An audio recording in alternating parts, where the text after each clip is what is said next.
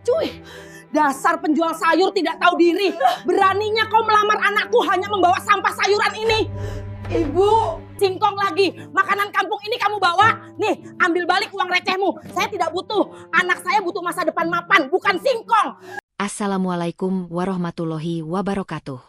Selamat datang kembali di channel YouTube Dunia Beda. Tempat di mana takdir bisa berbalik dalam sekejap mata. Namaku Alisa. Aku mengira hidupku sudah hancur saat ibuku meludahi wajah pria yang melamarku hanya karena dia seorang tukang sayur. Tapi aku salah besar. Kehancuran yang sesungguhnya bukanlah kemiskinan, melainkan penyesalan yang terlambat datang saat tahu siapa sebenarnya sosok di balik topi caping lusuh itu.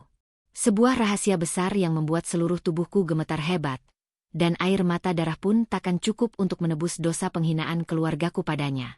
Namun sebelumnya bagi yang beragama Islam saya sarankan untuk menuliskan sholawat Nabi Muhammad agar kelak sholawat ini menjadi saksi untuk mendapat syafaat di akhirat.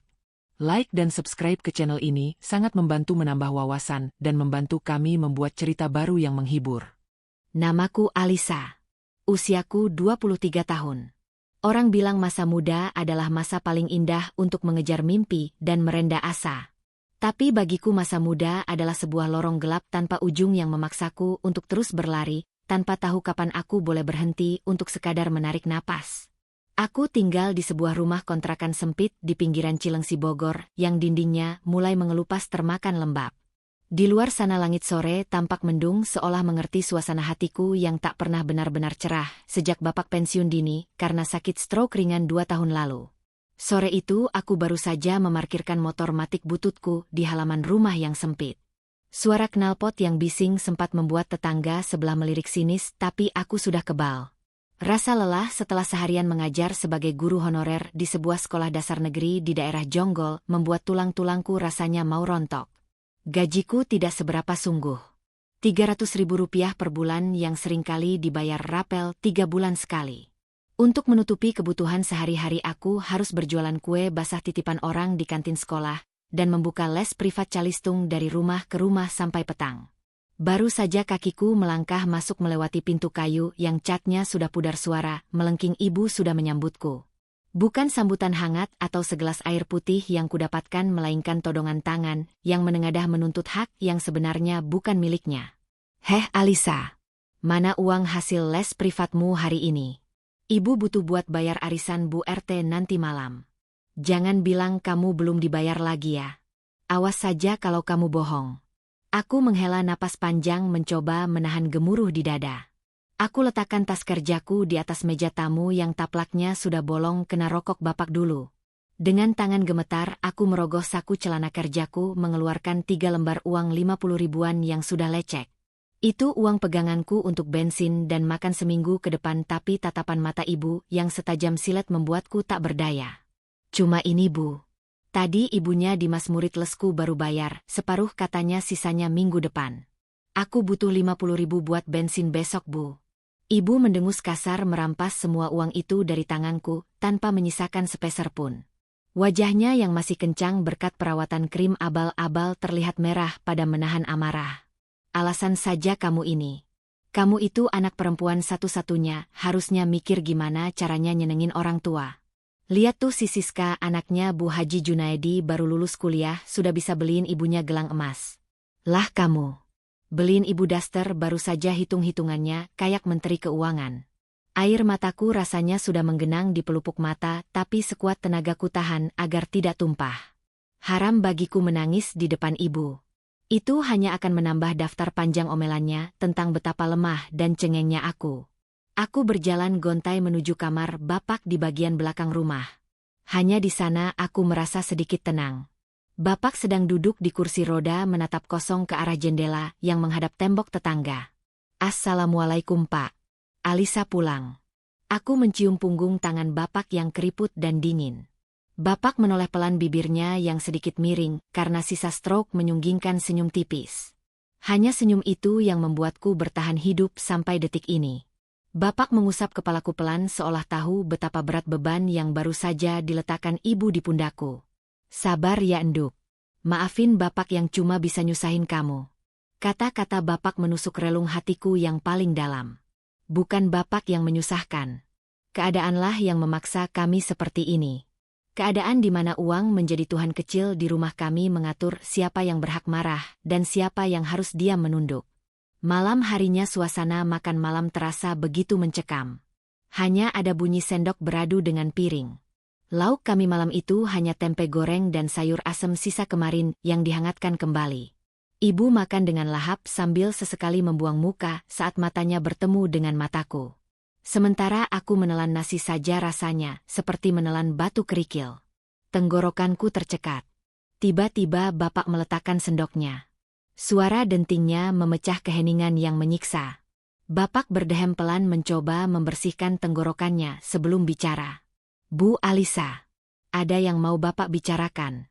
Ini soal amanah teman lama bapak waktu masih dinas di Kodim dulu. Ibu langsung berhenti mengunyah. Matanya membulat bukan karena antusias tapi karena curiga. Ibu selalu sensitif jika bapak bicara soal masa lalu atau teman-temannya. Bagi ibu teman-teman, bapak tidak ada yang menguntungkan karena kebanyakan dari mereka hidup sederhana. Amanah apa lagi sih pak? Jangan bilang mau pinjam uang lagi ya. Kita ini sudah susah jangan nambah beban. Bukan soal uang bu. Ini soal janji. Dulu Bapak dan Pak Darmawan pernah berjanji kalau kami punya anak kami ingin menjodohkan mereka. Kemarin lusa Pak Darmawan menelepon Bapak. Dia menagih janji itu. Dia ingin anak laki-lakinya melamar Alisa. Jantungku berhenti berdetak sesaat. Sendok di tanganku terlepas dan jatuh ke lantai menimbulkan suara gaduh yang mengejutkan. Perjodohan. Satu kata yang tidak pernah terlintas dalam benakku di zaman modern seperti ini. Aku pikir kisah Siti Nurbaya sudah terkubur bersama sejarah, ternyata hantu itu bangkit lagi di ruang makan kami yang sempit di Cilengsi. Ibu membanting sendoknya ke piring hingga menimbulkan bunyi nyaring yang menyakitkan telinga. Wajahnya merah padam urat-urat lehernya menonjol keluar. Apa? Perjodohan. Pak Darmawan yang mana? Jangan bilang Darmawan yang dulu tinggal di asrama pinggiran itu. Yang anaknya banyak dan hidupnya pas-pasan itu. Bapak sudah gila ya. Alisa ini aset kita satu-satunya pak. Dia sarjana. Cantik. Harusnya dia dapat suami kayak bos tambang atau minimal manajer bank.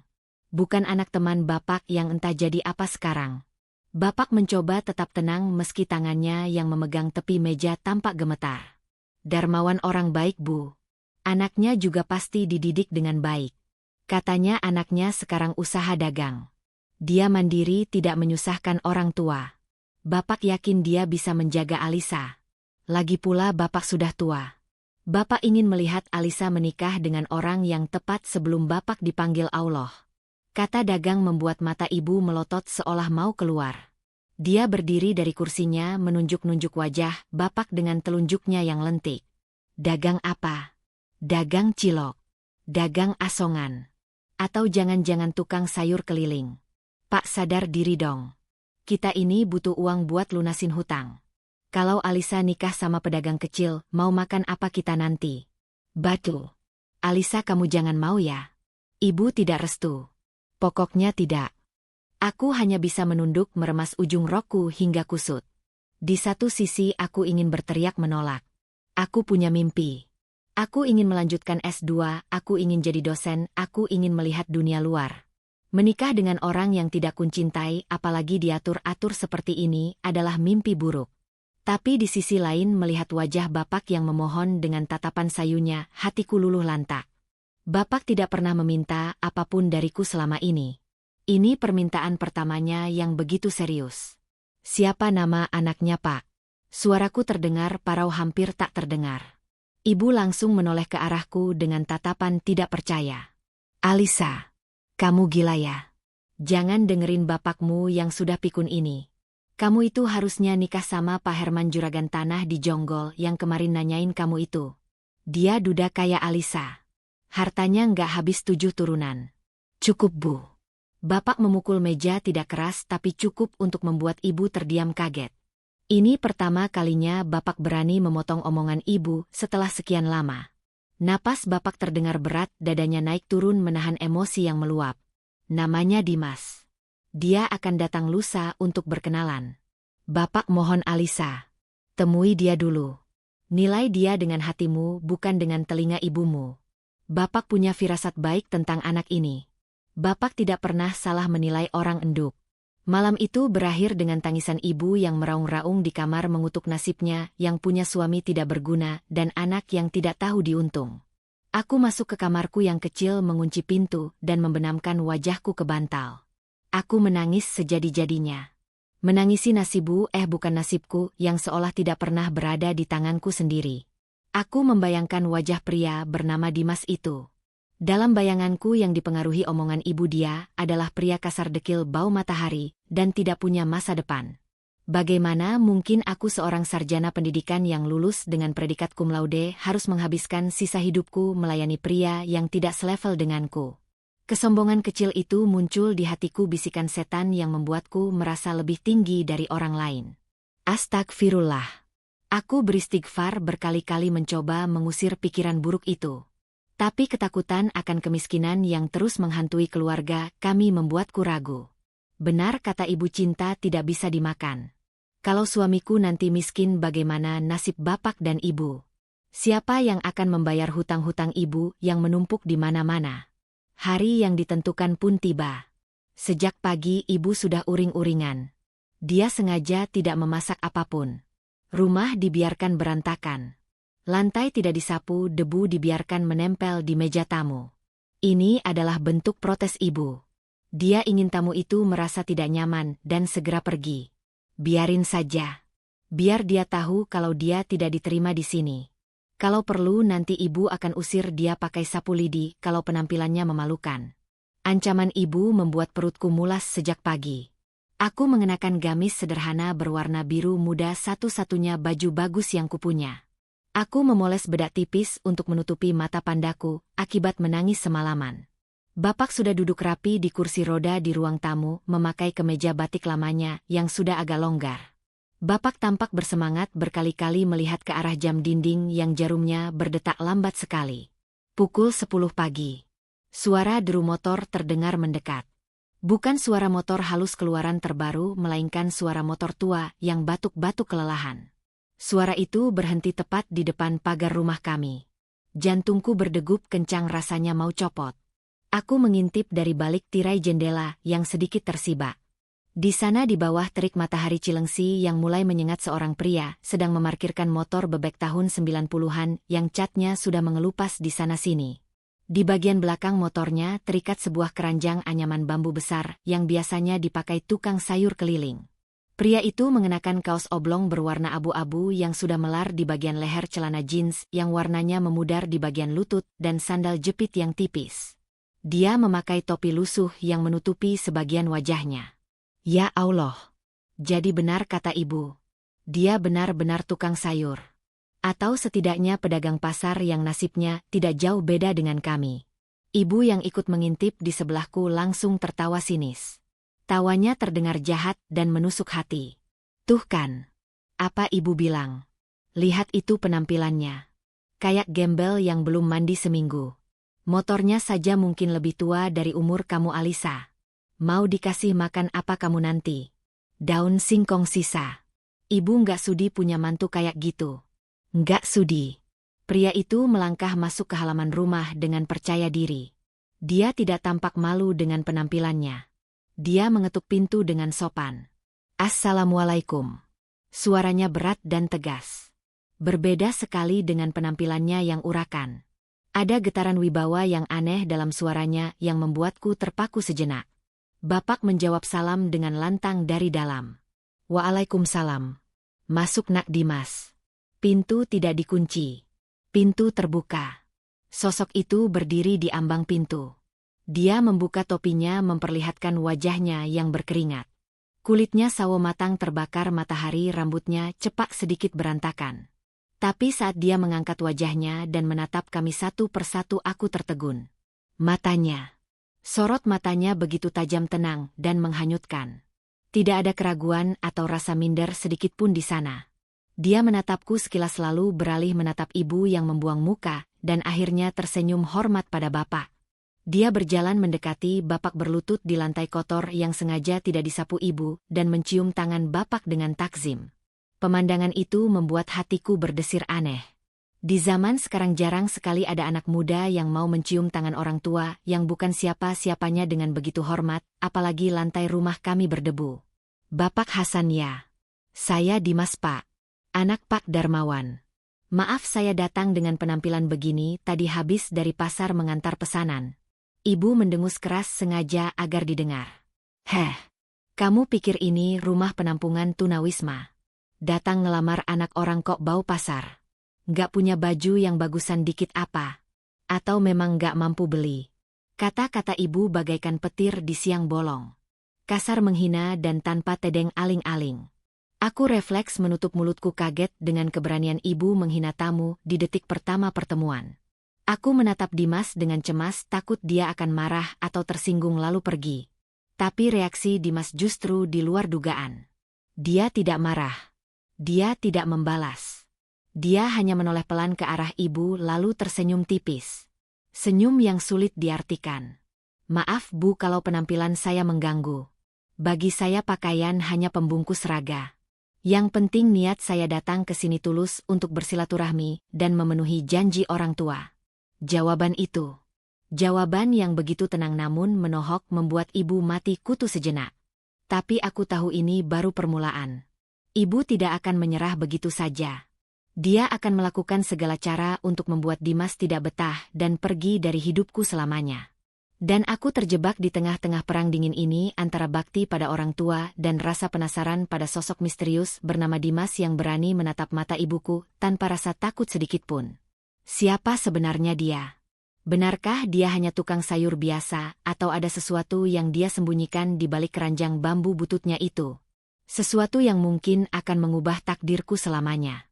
Suasana di ruang tamu itu hening mencekam. Suara kipas angin tua yang berputar pelan di sudut ruangan terdengar, seperti hitungan mundur bom waktu yang siap meledak kapan saja. Bapak mempersilakan Dimas duduk di kursi tamu busa kami yang kulitnya sudah pecah-pecah. Dimas duduk dengan punggung tegak namun santai seolah dia sedang duduk di kursi kebesaran bukan di kursi reot rumah kontrakan kami. Silakan diminum tehnya Nak Dimas. Maaf cuma ada air putih hangat. Bapak mencoba memecah kebekuan dengan suara yang sedikit bergetar.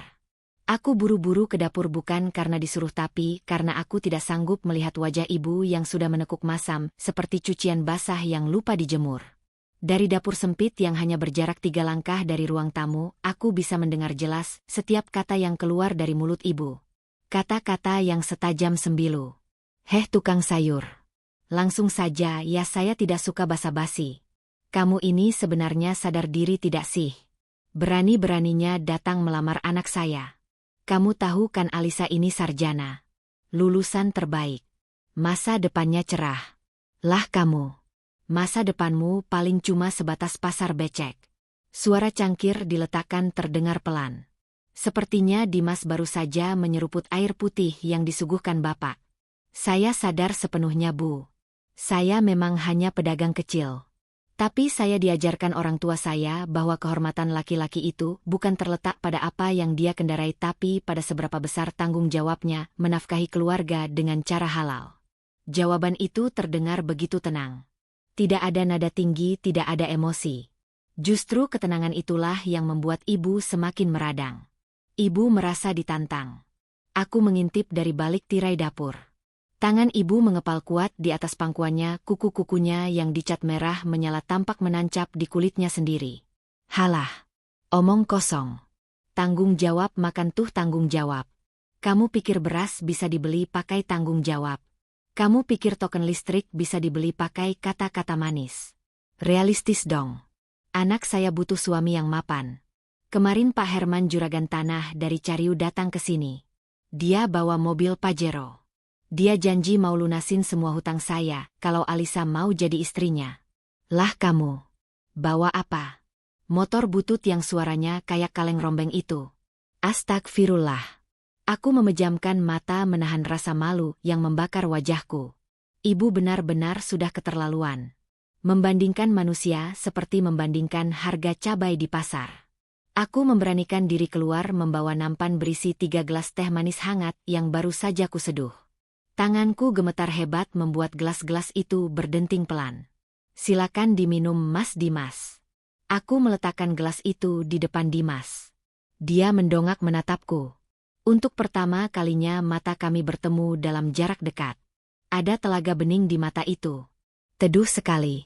Seolah-olah badai amarah ibu barusan tidak pernah menyentuh hatinya. Terima kasih Alisa. Dia menyebut namaku. Hanya 2 kata tapi entah kenapa jantungku berdesir hebat.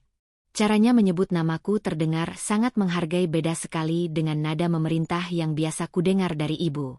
Ibu menatap sinis ke arah teh manis itu. Ngapain kamu bikinin teh manis Alisa? Gula lagi mahal.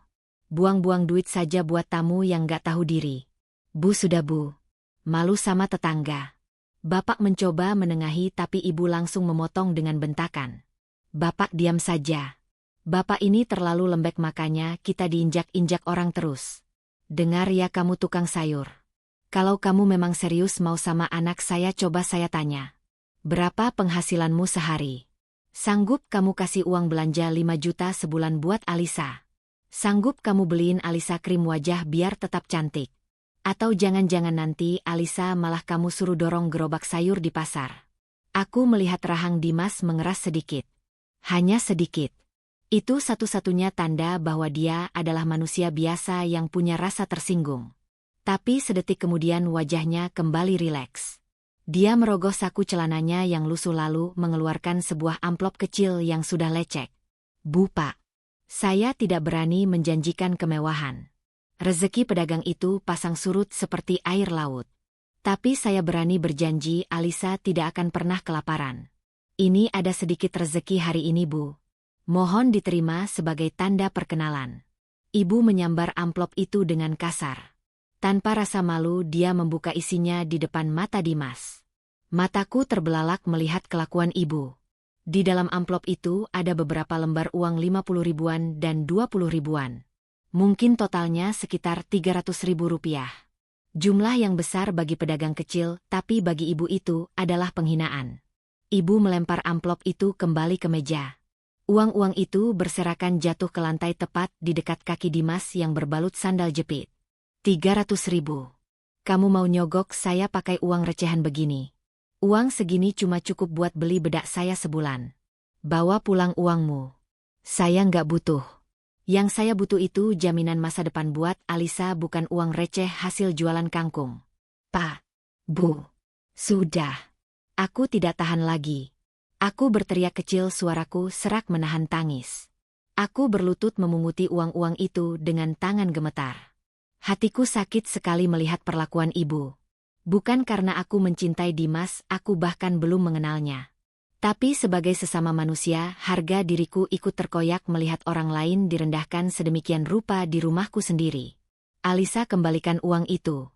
Mas Dimas, tolong ambil lagi uangnya. Maafkan ibu saya Mas. Ibu sedang capek jadi bicaranya agak keras. Aku menyerahkan uang itu kembali ke tangan Dimas. Tangan kami bersentuhan sedikit. Kulit tangannya kasar penuh kapalan. Kapalan orang pekerja keras. Tapi anehnya tangannya terasa hangat dan kokoh. Dimas tidak menarik tangannya, dia menatapku lekat. Tidak apa-apa Alisa. Ibumu benar. Seorang ibu pasti menginginkan yang terbaik untuk putrinya. Saya tidak marah. Uang ini simpan saja. Mungkin bisa buat tambah beli bensin motormu untuk mengajar besok. Dek. Jantungku seperti dipukul palu godam. Dia tahu. Dia tahu aku butuh uang bensin. Dia tahu kesulitanku padahal aku tidak pernah cerita. Dan yang lebih membuatku tercengang, dia tetap memberikan uang itu padaku meskipun baru saja dihina habis-habisan oleh ibu. Ibu mendengus kasar memalingkan wajah ke tembok. Sok pahlawan. Sudah miskin sok dermawan. Nak Dimas. Bapak bicara, suaranya berat menahan haru. Matanya berkaca-kaca. Bapak terima niat baik Nak Dimas. Tapi tolong jangan dipaksakan kalau memang Nak Dimas juga butuh. Saya ikhlas Pak. Oh ya, saya juga bawa sedikit oleh-oleh di motor. Tadi saya panen singkong mentega di kebun teman di Jonggol. Manis Pak. Cocok buat teman ngopi Bapak sore-sore. Dimas berdiri berjalan keluar menuju motor bututnya. Aku memperhatikannya dari pintu. Punggungnya tegap, bahunya lebar. Langkahnya mantap. Tidak ada kesan membungkuk atau minder seperti orang susah pada umumnya. Dia mengambil keranjang anyaman bambu dari jok belakang motornya, lalu membawa masuk bungkusan plastik hitam besar. Dia meletakkan bungkusan itu di pojok ruangan dengan sopan. Ini singkongnya, Bu Pak. Semoga suka. Ibu bahkan tidak menoleh. Singkong lagi. Makanan orang kampung. Nanti buang saja, Alisa. Ibu nggak doyan makan begituan, bikin sakit perut. Dimas tersenyum kecut. Dia melirik jam tangan hitam murah yang melingkar di pergelangan tangannya. Sudah masuk waktu zuhur, Pak Bu. Kalau diizinkan boleh saya numpang sholat di sini sebelum pamit pulang. Sholat. Ibu tertawa meremehkan. Halah. Percuma kamu rajin sholat kalau rezekimu seret. Allah itu maha kaya, dia suka hambanya yang kaya biar bisa sedekah banyak. Kalau miskin kayak kamu sedekahnya cuma pakai senyum. Astagfirullahaladzim, Bu. Bapak akhirnya membentak. Wajah Bapak merah padam. Dadanya naik turun, napasnya tersengal. Bapak memegangi dada kirinya membuatku panik setengah mati. Bapak kenapa, Pak? Aku berlari memeluk Bapak. Dimas dengan sigap langsung mendekat memijat tengkuk Bapak dengan gerakan yang sangat terampil. Dia meraba nadi Bapak dengan dua jari, wajahnya tampak serius dan fokus. Bukan ekspresi panik orang awam, tapi ekspresi tenang seorang ahli. Pak Hasan, tenang dulu. Tarik napas dalam-dalam, Pak. Tahan. Keluarkan pelan-pelan. Jangan emosi, Pak, ingat tensi Bapak. Suara Dimas terdengar seperti instruksi yang membius. Bapak menurut mengikuti arahan Dimas. Perlahan napas Bapak mulai teratur. Aku menatap Dimas dengan pandangan takjub. Bagaimana dia bisa tahu cara menangani orang serangan jantung ringan setenang itu?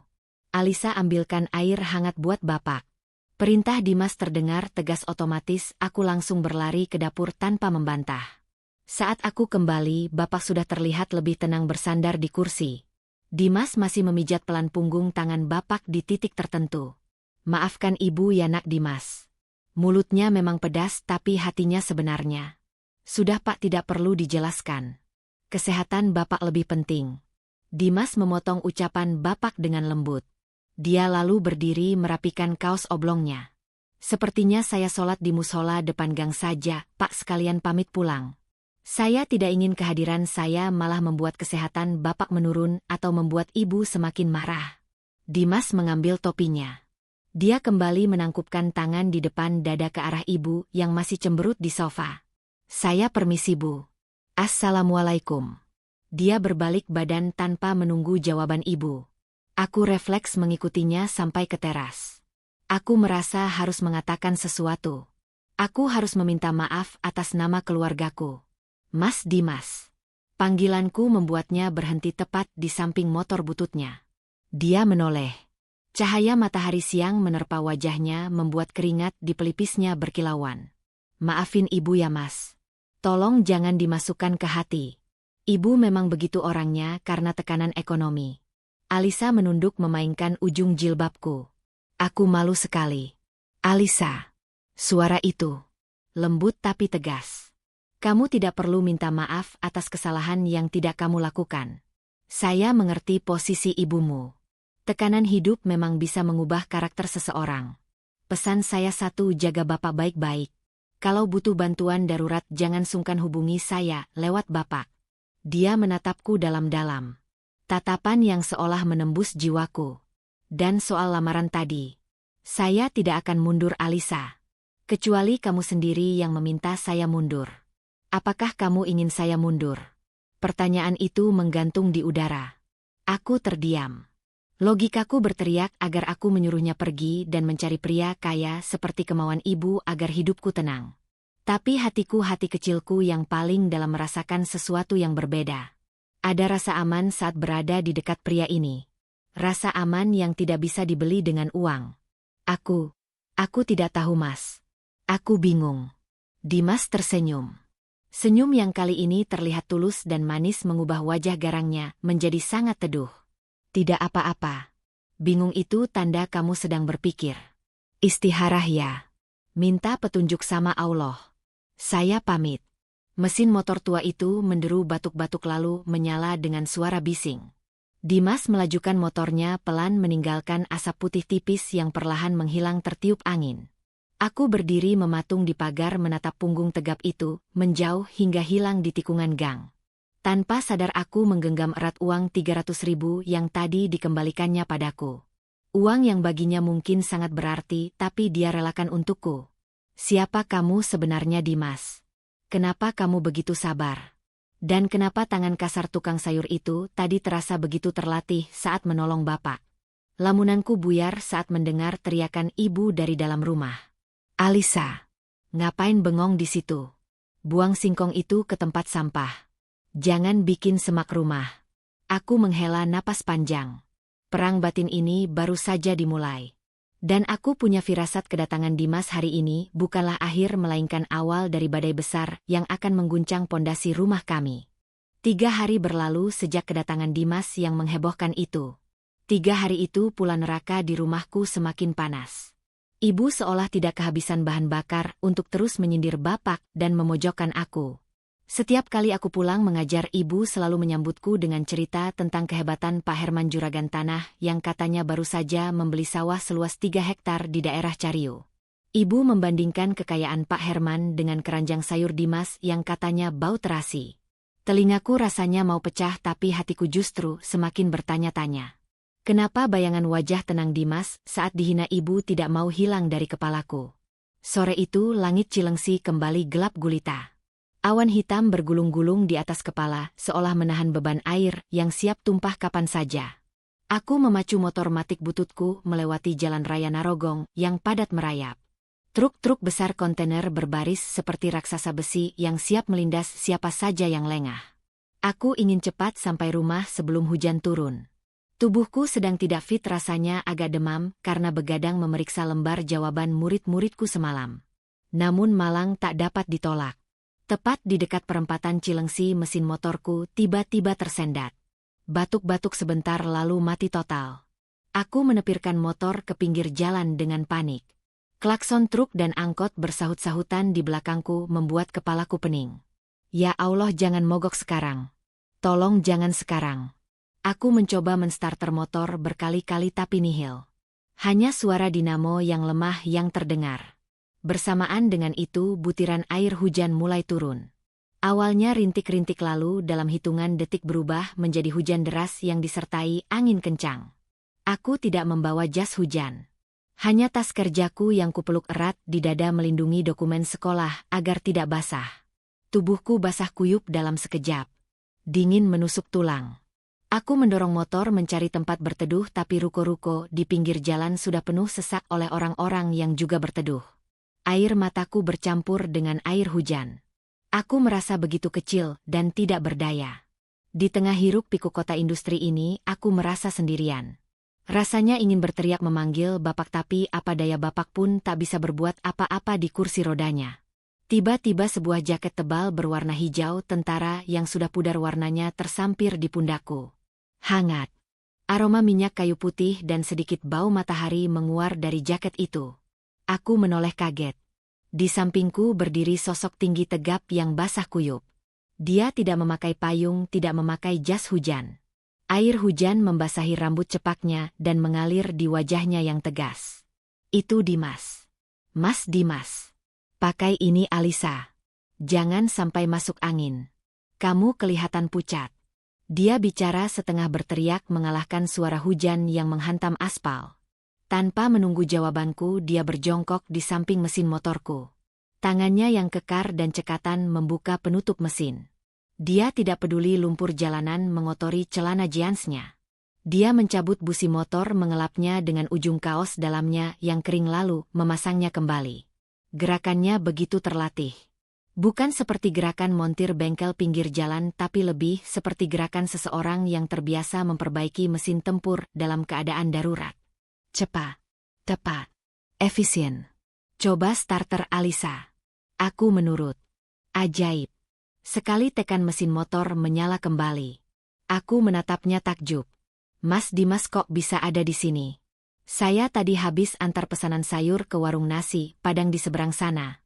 Saya lihat ada perempuan dorong motor sambil nangis. Hati saya tidak tenang kalau tidak mengecek. Ternyata benar itu kamu.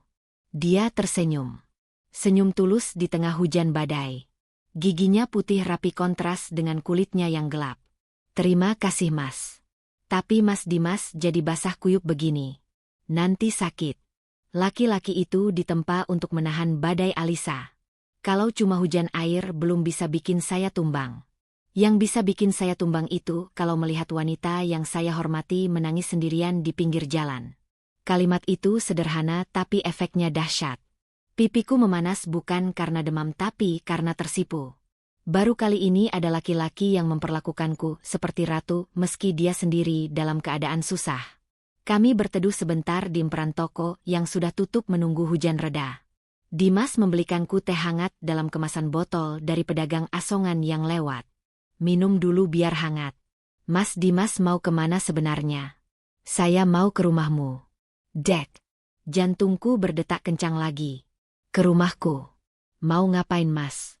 Ibu pasti bakal marah lagi kalau lihat Mas datang. Saya tahu. Tapi saya dengar dari bapakmu kemarin obat darah tingginya habis dan dia tidak punya uang buat beli. Saya tadi mampir ke apotek belikan obat bapak. Sekalian saya bawakan madu hutan asli dari teman saya. Bagus buat stamina bapak pasca stroke. Aku terdiam. Lidahku keluh. Di saat ibu sibuk memikirkan arisan dan gengsi Dimas justru memikirkan kesehatan bapak. Dia ingat detail obat bapak padahal baru sekali bertemu. Mas kenapa sih Mas baik banget sama kami? Padahal ibu sudah jahat sama Mas. Dimas menatap rintik hujan yang mulai menipis. Tatapannya menerawang jauh. Karena saya melihat ketulusan di mata bapakmu. Dan saya melihat kesedihan di matamu Alisa. Saya diajarkan almarhumah ibu saya, kalau kita punya kemampuan menolong orang sekecil, apapun lakukan. Jangan mengharap balasan dari manusia, tapi haraplah ridho Allah. Lagi pula saya serius ingin melamarmu. Masa calon mantu nggak peduli sama calon mertua. Dia terkekeh pelan mencoba mencairkan suasana. Tapi aku tahu dia serius. Hatiku mulai goyah. Dinding pertahanan yang dibangun oleh logika kemiskinan mulai retak oleh hantaman ketulusan Dimas. Hujan reda. Kami beriringan menuju rumahku. Dimas mengawal di belakang dengan motor bututnya, memastikan motorku tidak mogok lagi. Sesampainya di depan pagar rumah pemandangan yang menyakitkan mata menyambut kami. Sebuah mobil Pajero Sport berwarna hitam mengkilap terparkir gagah di halaman sempit kami hampir menutupi pintu masuk. Plat nomornya cantik 3 angka. Itu pasti mobil Pak Herman. Perasaanku tidak enak. Ayo masuk Alisa. Jangan takut. Dimas memarkir motornya di pinggir jalan karena halaman sudah penuh sesak oleh bodi besar Pajero itu. Kami masuk beriringan. Di ruang tamu Pak Herman sedang duduk dengan kaki di silang pamer, sepatu kulit mengkilap. Dia pria parubaya bertubuh tambun dengan cincin batu akik besar-besar di jari tangannya. Wajahnya berminyak, rambutnya disisir klimis ke belakang. Di meja tamu tergeletak berbagai macam bingkisan mewah. Ada kotak kue mahal parsel buah impor dan sebuah tas belanja bertuliskan merek terkenal dari luar negeri. Ibu duduk di samping Pak Herman dengan wajah berseri-seri, seolah baru menang lotre. Alisa sudah pulang. Sini nak salim dulu sama Pak Herman. Lihat Pak Herman bawakan kamu tas baru. Ini asli loh, harganya 5 juta. Bukan tas pasar kayak punya kamu itu. Ibu menyambutku antusias tapi senyumnya langsung lenyap saat melihat sosok di belakangku. Dimas berdiri dengan pakaian yang masih agak basah dan celana kotor kena cipratan lumpur. Di tangannya dia hanya memegang kantong plastik putih kecil berisi obat dan botol madu. Loh, kok ada tukang sayur ini lagi? Ngapain kamu kesini? Mau nawarin kangkung layu lagi? Nggak lihat ada tamu terhormat di sini. Pak Herman menoleh menatap Dimas dengan tatapan merendahkan dari ujung rambut sampai ujung kaki. Dia tertawa kecil, tawa yang terdengar sangat menghina. Oh, ini saingan saya Bu Ratna. Yang katanya mau melamar Nak Alisa pakai singkong itu ya? Wah wah wah. Pede sekali anak muda zaman sekarang. Modal dengkul mau dapat bidadari. Darahku mendidih. Ingin rasanya aku melempar tas mahal itu ke wajah Pak Herman. Tapi Dimas menahan lenganku pelan, memberi kode agar aku tenang. Dia maju selangkah meletakkan kantong plastik obat itu di meja tepat di samping tas mewah 5 juta itu.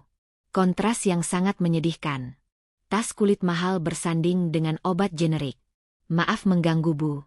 Saya cuma mau antar obat titipan Pak Hasan dan madu buat kesehatan Bapak. Assalamualaikum Pak Hasan, Pak Herman. Bapak yang duduk di kursi roda menatap obat itu dengan mata berkaca-kaca.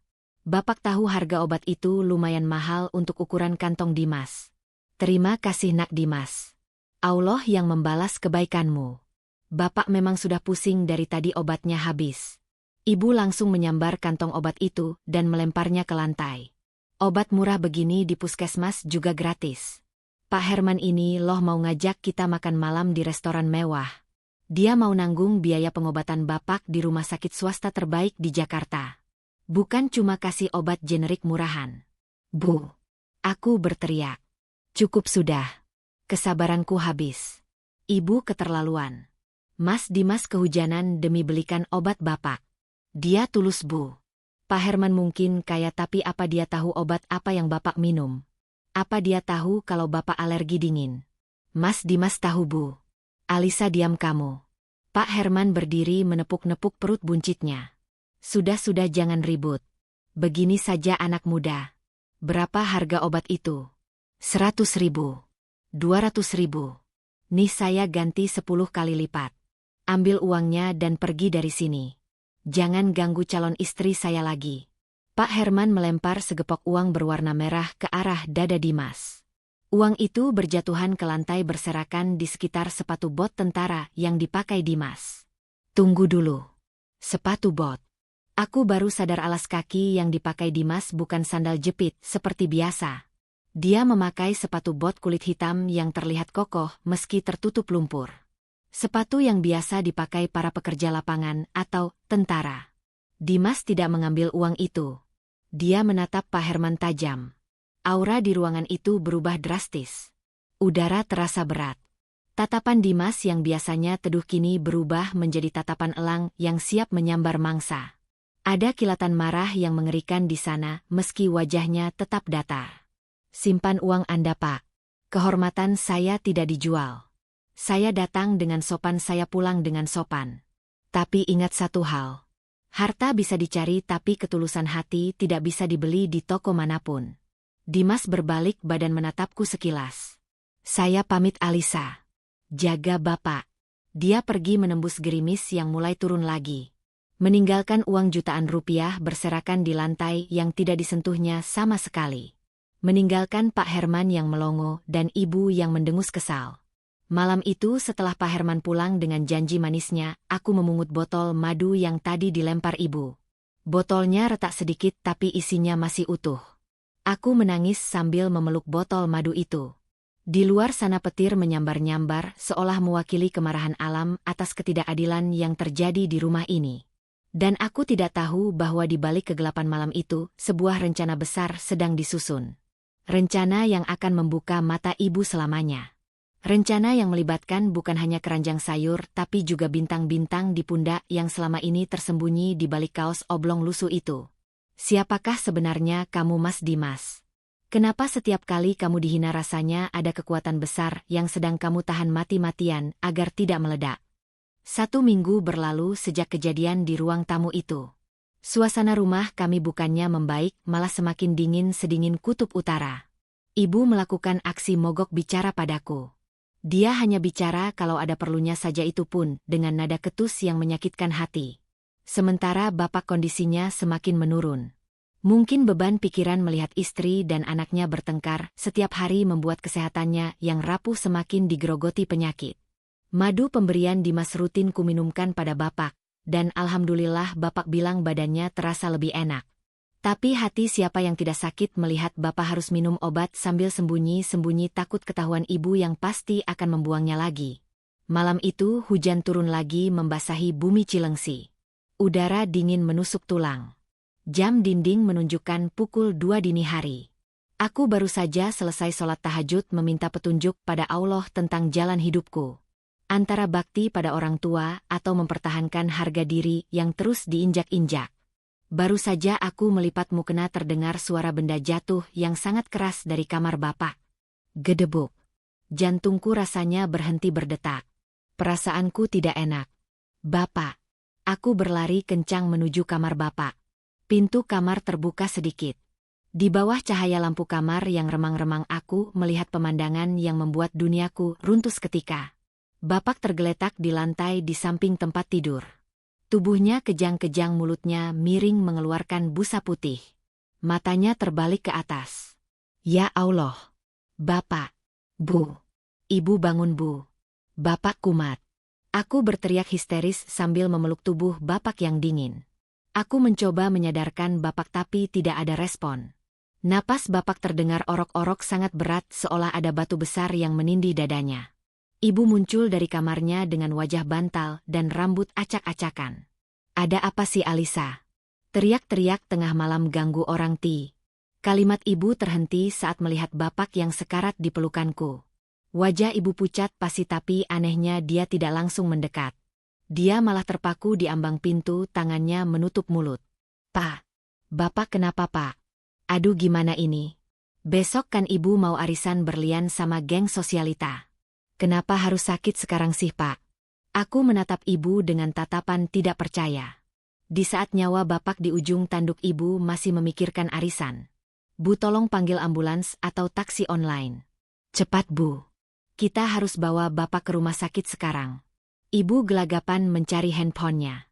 Tapi bukannya menelepon ambulans, aku mendengar dia menelepon seseorang dengan nada manja yang dibuat-buat. Halo Pak Herman. Maaf ganggu malam-malam. Ini suami saya kumat, Pak. Bisa tolong antarkan ke rumah sakit? Iya Pak, saya takut. Mobil Bapak kan besar dan nyaman. Tolong ya Pak. Aku menggeretakkan gigi. Demi apa ibu menelepon Pak Herman di situasi genting ini? Kenapa tidak langsung ambulans? Tapi aku tidak punya waktu untuk berdebat. Nyawa Bapak adalah prioritas.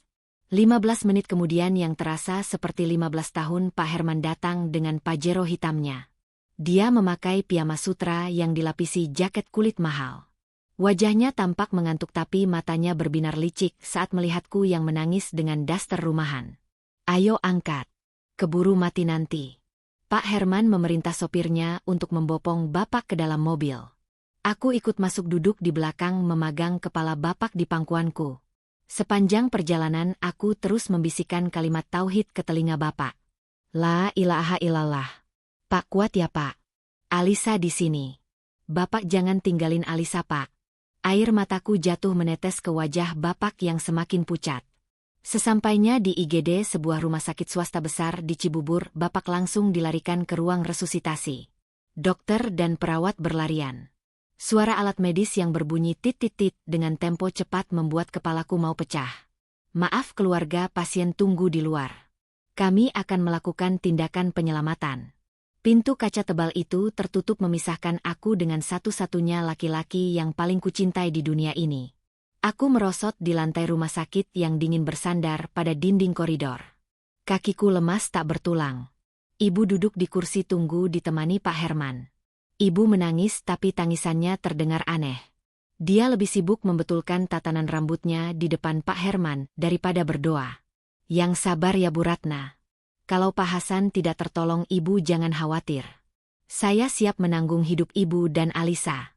Ucapan Pak Herman barusan membuat telingaku berdenging. Tidak tertolong katanya. Bapak masih berjuang di dalam dan dia sudah bicara soal kematian. Biadab.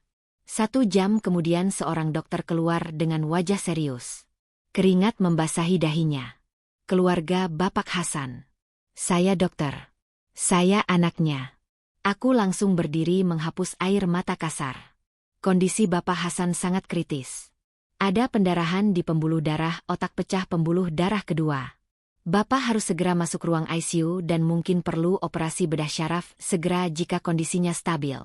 Tapi, dokter itu menggantung kalimatnya menatap kami dengan ragu. Tapi apa dok? Lakukan yang terbaik buat suami saya dok. Ibu menyela. Biayanya tidak sedikit Bu. Mengingat Bapak Hasan tidak punya asuransi yang aktif, pihak administrasi meminta uang muka atau deposit sebesar 50 juta rupiah untuk masuk ICU dan persiapan operasi. Harus dibayar malam ini juga agar tindakan bisa dilakukan. 50 juta. Duniaku gelap seketika. Uang dari mana sebanyak itu? Tabungan Bapak sudah habis untuk berobat selama ini. Gajiku. Jangan tanya.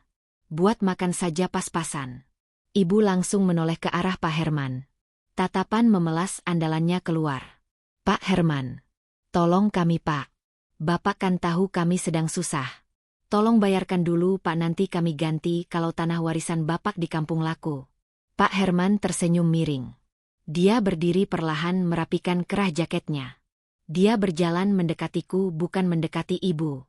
Dia menatapku dengan tatapan yang membuat bulu kuduku berdiri. 50 juta itu uang kecil buat saya, Bu Ratna. Harga ban mobil saya saja lebih mahal dari itu. Saya bisa bayar lunas sekarang juga. Detik ini juga. Alhamdulillah. Terima kasih Pak Herman. Bapak memang malaikat penolong kami. Ibu bersorak girang hendak memeluk Pak Herman, tapi tangan Pak Herman menahannya. Tunggu dulu. Di dunia bisnis tidak ada makan siang gratis, Bu Ratna. Saya mau bantu asalkan ada hitam di atas putih. Maksud Bapak? Tanya ibu bingung. Saya mau Alisa menikah dengan saya. Besok pagi. Kita nikah siri dulu di sini di hadapan bapaknya yang sedang sekarat biar sah. Kalau Alisa setuju saya gesek kartu debit saya sekarang. Bapak masuk ICU nyawanya selamat.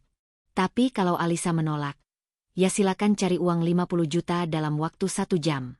Itu pun kalau bapaknya keburu masih napas. Kejam. Ini pemerasan di atas nyawa manusia. Aku menatap Pak Herman dengan nyalang.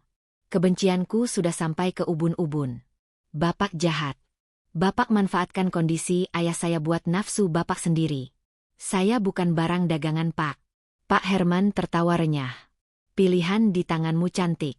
Jadilah istriku, hidupmu enak, bapakmu selamat. Atau jadilah anak durhaka yang membiarkan bapaknya mati cuma karena gengsi. Waktumu tidak banyak. Dokter butuh keputusan sekarang. Aku menatap pintu IGD yang tertutup rapat. Membayangkan bapak yang sedang berjuang sendirian di dalam sana, tanpa alat yang memadai hanya karena kami miskin. Air mataku tumpah deras. Aku tidak punya pilihan. Aku tidak mau bapak mati. Alisa. Tunggu apa lagi? Terima tawaran Pak Herman.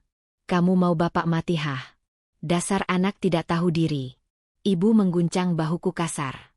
Matanya melotot memaksaku mengangguk. Baik. Saya teri. Tunggu. Jangan dengarkan bajingan ini. Suara berat yang terengah-engah terdengar dari ujung lorong. Langkah kaki yang berlari kencang bergema di lantai rumah sakit yang sunyi. Aku menoleh. Dimas. Dia datang. Kondisinya jauh lebih berantakan dari sebelumnya. Kaos oblongnya basah oleh keringat. Wajahnya cemong kena debu jalanan. Napasnya memburu seperti habis lari maraton. Di tangannya dia menggenggam sebuah bungkusan koran yang digulung asal-asalan. Mas Dimas. Dimas berhenti tepat di depanku menghalangi pandangan Pak Herman padaku. Dia mengatur napasnya sejenak lalu menatap Pak Herman dengan tatapan membunuh. Jangan pernah manfaatkan kesusahan orang lain untuk kepuasanmu sendiri Pak Tua. Itu cara pengecut. Gembel pasar. Ngapain kamu kesini? Satpam. Usir orang ini. Bikin kotor rumah sakit saja. Teriak Pak Herman panik. Dimas tidak peduli. Dia berbalik menghadap ibu lalu menyerahkan bungkusan koran itu ke tangan ibu. Bungkusan itu terasa berat. Ini Bu. Di dalamnya ada uang 55 juta rupiah. Cukup buat deposit ICU Bapak. Cepat bayarkan ke kasir sekarang. Jangan buang waktu. Ibu melongo. Dia membuka sedikit bungkusan koran itu. Matanya terbelalak melihat tumpukan uang pecahan 100.000 dan 50.000 yang agak lecek bau karet gelang tapi jumlahnya banyak. Uang apa ini? Kamu ngerampok ya? Atau kamu jual narkoba? Jangan bawa-bawa kami ke masalah hukum ya. Tuduh ibu curiga. Demi Allah Bu, itu uang halal. Itu hasil saya jual motor kesayangan saya dan pinjam sana-sini sama teman-teman pasar malam ini juga. Motor itu harta saya satu-satunya peninggalan almarhum bapak saya. Tapi nyawa Pak Hasan lebih berharga daripada besi tua itu. Cepat bayarkan Bu. Dimas berteriak keras saking gemasnya melihat ibu yang masih ragu. Aku menutup mulutku menahan isak tangis yang meledak. Dia menjual motornya. Motor butut yang selalu diejek ibu. Motor yang menjadi kakinya mencari nafkah. Dia jual demi bapakku. Demi orang tua yang bahkan belum tentu menerimanya. Mas, motor Mas Dimas. Nanti saja bahasnya Alisa. Selamatkan Bapak dulu. Lari ke kasir. Sekarang. Perintah Dimas menyadarkanku. Aku menyambar bungkusan uang itu dari tangan ibu dan berlari kencang menuju loket administrasi. Aku tidak peduli lagi pada Pak Herman yang mukanya merah pada menahan malu dan marah. Setelah urusan administrasi selesai, Bapak akhirnya bisa masuk ruang ICU. Kondisinya masih kritis tapi setidaknya sudah mendapatkan penanganan yang layak. Aku kembali ke ruang tunggu dengan perasaan campur aduk. Lega, sedih, haru, dan malu. Di ruang tunggu aku melihat pemandangan yang menyayat hati. Dimas duduk di kursi tunggu paling pojok terpisah jauh dari ibu dan Pak Herman. Dia duduk menunduk kedua tangannya menangkup wajahnya. Bahunya terlihat turun menandakan kelelahan yang amat sangat. Dia tidak punya kendaraan lagi untuk pulang. Dia tidak punya apa-apa lagi sekarang. Aku berjalan perlahan mendekatinya. Ibu dan Pak Herman sedang sibuk berbisik-bisik di ujung lain, seolah merencanakan sesuatu yang jahat lagi. Aku duduk di samping Dimas memberi jarak sopan. Mas Dimas. Dimas mengangkat wajahnya. Matanya merah mungkin karena kurang tidur atau menahan tangis entahlah. Dia tersenyum tipis, senyum yang dipaksakan. Gimana? Bapak sudah masuk ruangan? Sudah, Mas. Alhamdulillah. Dokter bilang kondisinya sedikit stabil. Syukurlah. Hanya itu yang dia katakan. Tidak ada kata-kata sombong. Tidak ada ungkapan lihat aku pahlawanmu kan. Dia hanya bersyukur tulus. Mas, kenapa Mas lakukan ini? Itu motor satu-satunya Mas Dimas. Mas mau kerja pakai apa besok? Mas mau pulang naik apa? Kenapa Mas korbankan semuanya buat kami yang selalu jahat sama Mas? Pertanyaanku meluncur deras bersama air mata. Dimas menatapku lekat. Dia merogoh saku celananya, mengeluarkan sapu tangan kumal lalu menyodorkannya padaku. Hapus air matamu, Alisa. Saya tidak suka lihat kamu menangis. Dia menghela napas panjang menyandarkan punggungnya ke kursi. Motor bisa dibeli lagi, Alisa. Rezeki bisa dicari. Tangan dan kaki saya masih sehat buat angkat keranjang sayur. Tapi bapakmu tidak ada gantinya. Kalau beliau pergi, kamu akan kehilangan separuh jiwamu. Saya pernah merasakan kehilangan orang tua dan sakitnya tidak pernah sembuh. Saya tidak mau kamu merasakan sakit itu sekarang. Kata-katanya begitu sederhana, tapi menghujam tepat ke jantungku. Inilah laki-laki sejati.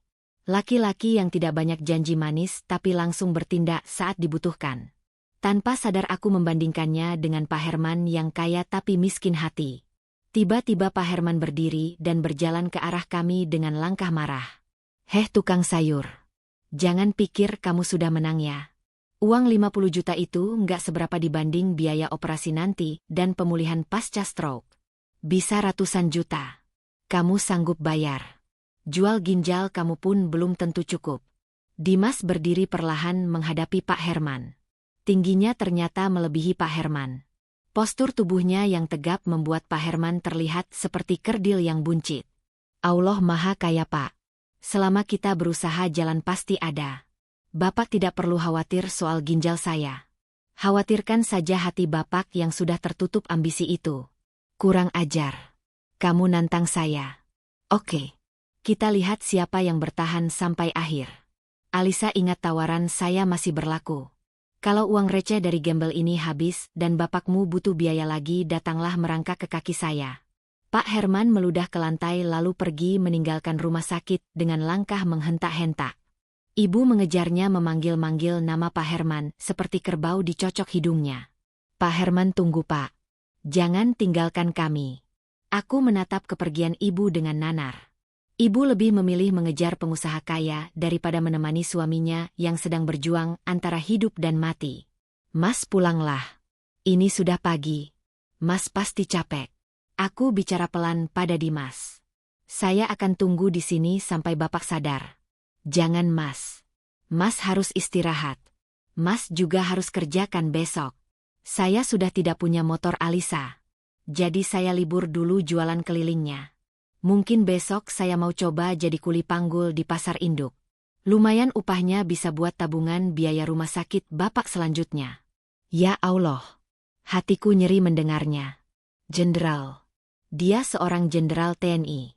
Tapi di hadapanku saat ini dia bersandiwara begitu sempurna sebagai rakyat jelata yang teramat miskin demi menguji ketulusan hati kami. Dan bodohnya keluargaku gagal total dalam ujian ini. Kecuali satu hal. Kecuali hatiku yang kini telah sepenuhnya memilih dia. Bukan karena dia jenderal, aku belum tahu itu. Tapi karena dia adalah Dimas si tukang sayur yang hatinya lebih mulia daripada emas permata. Tapi ada satu hal yang mengganjal di pikiranku. Tadi saat Dimas memberikan uang koran itu, aku sempat melihat sekilas di balik lipatan koran ada sebuah kartu nama terjatuh di lantai saat dia merogoh saku. Kartu nama berwarna putih dengan lambang Garuda emas. Aku diam-diam menginjak kartu itu agar tidak terlihat orang lain. Saat Dimas lengah, aku memungutnya. Di sana tertulis nama. Maijen TNI Dimas Anggara. Panglima. Tulisan selanjutnya tertutup noda darah. Darah. Darah siapa ini? Aku melihat lengan kaos Dimas. Ada rembesan merah di sana yang baru kusadari. Dia terluka. Apa yang sebenarnya terjadi padanya malam ini untuk mendapatkan uang 50 juta itu? Benarkah dia hanya menjual motor? Atau dia melakukan misi berbahaya yang mempertaruhkan nyawanya sendiri? Mas, lenganmu berdarah. Dimas kaget, dia buru-buru menutupi lengan kirinya. Wajahnya tegang seketika. Oh ini cuma lecet. Tadi jatuh pas lari ke sini. Nggak apa-apa. Bohong. Itu bukan luka lecet. Itu terlihat seperti luka tembak yang menyerempet kulit. Siapa kamu sebenarnya, Mas Dimas? Teka-teki ini semakin membuatku takut sekaligus penasaran setengah mati. Apakah kamu malaikat pelindungku atau justru orang yang membawa bahaya besar dalam hidupku yang sederhana ini? Kertas putih kecil itu terasa panas di telapak tanganku. Jantungku berpacu lebih cepat dari deru kereta api. Tulisan di kartu nama yang sedikit berlumuran darah itu seolah menari-nari mengejek kewarasanku. Maijen TNI Dimas Anggara. Panglima Komando Strategis. Tulisan di bawahnya tertutup noda merah pekat yang mulai mengering. Aku menatap Dimas yang masih sibuk menekan luka di lengan kirinya dengan sapu tangan kumal. Wajahnya pucat tapi matanya tetap waspada mengawasi sekeliling lorong rumah sakit yang mulai sepi. Mas Dimas. Panggilanku terdengar lirih, hampir tertelan suara angin pendingin ruangan. Dimas menoleh. Saat melihat apa yang kupegang, matanya yang tajam seketika membulat. Ada kilatan panik yang sangat asing di sana. Secepat kilat dia meraba saku celananya lalu menatapku dengan pandangan memohon. Alisa. Itu. Jangan bohong lagi, Mas. Cukup. Aku memotong ucapannya dengan suara bergetar.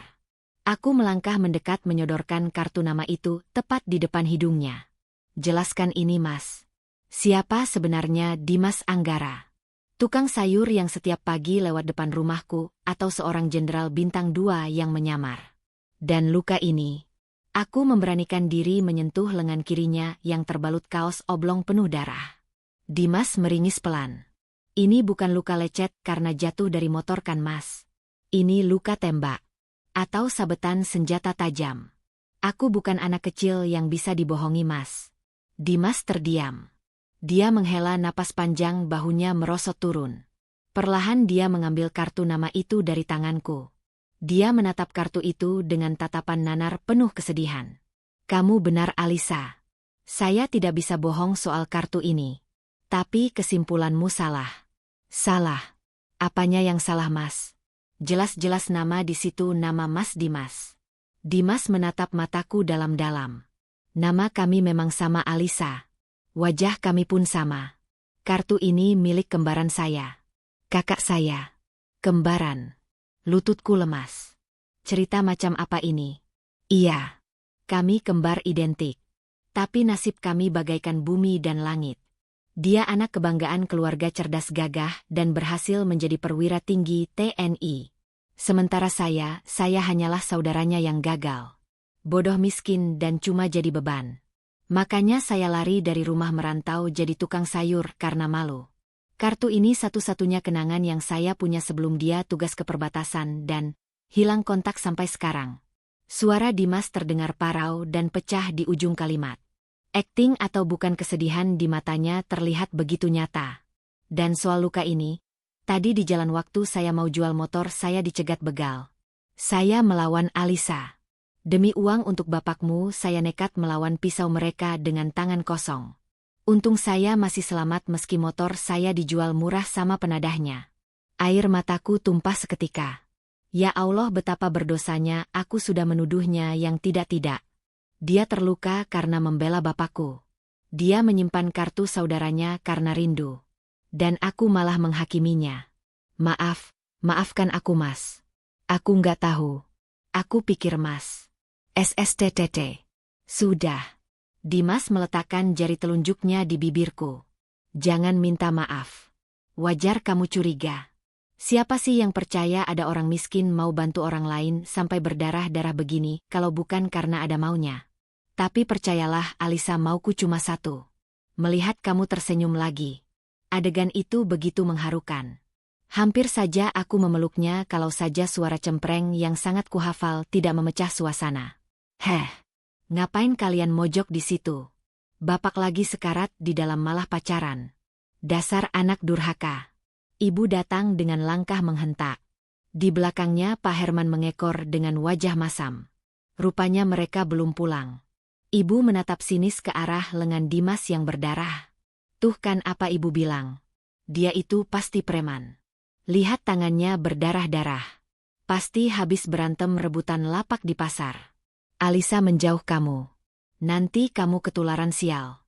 Bu Mas Dimas habis kena musibah. Dia dibegal waktu mau cari uang buat bapak. Halah. Alasan. Paling juga habis maling, ketahuan warga terus digebukin. Tukang sayur. Asal kamu tahu ya, Pak Herman ini barusan menelepon direktur rumah sakit ini. Dia minta bapak dipindahkan ke kamar 6 VIP. Begitu operasi selesai. Kamu bisa apa? Cuma bisa kasih uang receh berdarah-darah itu. Dimas tidak menjawab hinaan ibu. Dia justru menatap tajam ke arah lorong rumah sakit di belakang ibu. Di sana seorang pria berbadan tegap mengenakan jaket kulit hitam dan topi baseball berjalan cepat ke arah kami. Wajahnya kaku tanpa ekspresi. Gerak-geriknya sangat tegap, berbeda dengan cara jalan orang biasa. Pria itu berhenti tepat di depan Dimas. Dia melirik sekilas ke arahku dan ibu lalu fokus sepenuhnya pada Dimas. Mas, dicari juragan besar. Kata pria itu singkat.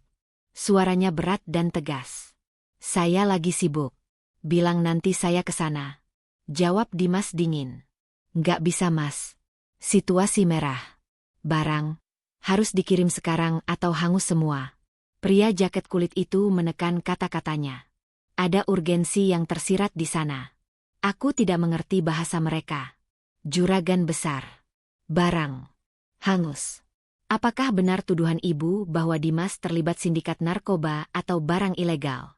Dimas tampak berpikir keras. Dia melirik jam tangannya lalu menatap pintu ruang ICU.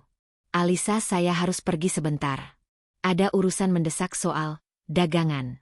Dagangan apa malam-malam begini Mas? Tanyaku curiga. Biasalah Alisa. Sayur segar datangnya tengah malam dari puncak. Kalau nggak diambil sekarang besok saya nggak bisa jualan.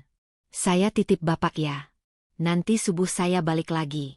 Dimas mengangguk pada pria berjaket itu, lalu berjalan cepat meninggalkanku. Pria berjaket itu mengikuti di belakangnya seperti seorang pengawal. Tuh kan. Ibu menepuk tangannya keras. Ibu yakin dia itu bandar narkoba. Istilah, barang, juragan. Itu kode-kode kriminal Alisa. Ya ampun, untung kamu nggak jadi nikah sama dia. Bisa-bisa kamu mati muda di penjara. Ucapan ibu kali ini masuk akal. Rasa curigaku yang tadi sempat padam kini menyala lagi. Kembaran jenderal. Dibegal. Urusan mendesak tengah malam. Semuanya terasa ganjil. Terlalu banyak kebetulan. Bu, titip bapak sebentar. Alisa mau ke toilet. Bohong. Aku tidak ke toilet. Aku berlari kecil mengikuti Dimas dengan jarak aman. Lorong rumah sakit sepi memudahkan aku mendengar langkah kaki mereka. Mereka menuju pintu samping yang terhubung langsung ke area parkir belakang yang gelap. Jantungku berdegup kencang. Aku merasa seperti detektif di film-film. Aku bersembunyi di balik pilar beton besar saat melihat Dimas dan pria itu berhenti di dekat sebuah mobil sedan hitam mewah. Bukan mobil tua, bukan truk sayur, tapi sedan hitam mengkilap dengan kaca gelap. Di sana sudah menunggu dua orang pria lain yang juga berbadan tegap. Saat Dimas mendekat, sesuatu yang mengejutkan terjadi. Sesuatu yang membuat napas di tenggorokanku tercekat. Ketiga pria itu, termasuk yang tadi menjemput Dimas, serentak mengambil sikap sempurna. Kaki rapat, dada membusung. Dan tangan kanan mereka terangkat membentuk hormat. Sikap hormat militer yang sempurna. Bukan hormat preman pada bosnya, tapi hormat prajurit pada komandannya. Selamat malam, Komandan. Izin melaporkan. Target sudah diamankan di Sektor 9. Namun kami butuh otorisasi Komandan untuk pembersihan area. Salah satu pria itu melapor dengan suara tegas namun setengah berbisik. Dimas mengangguk. Sikap tubuhnya yang tadi membungkuk seperti orang susah kini tegak.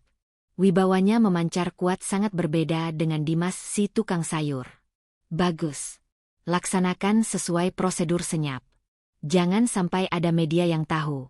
Dan pastikan tim medis militer siaga. Saya tertembak sedikit tadi saat evakuasi sandera. Siap, Komandan. Mobil siap. Mari.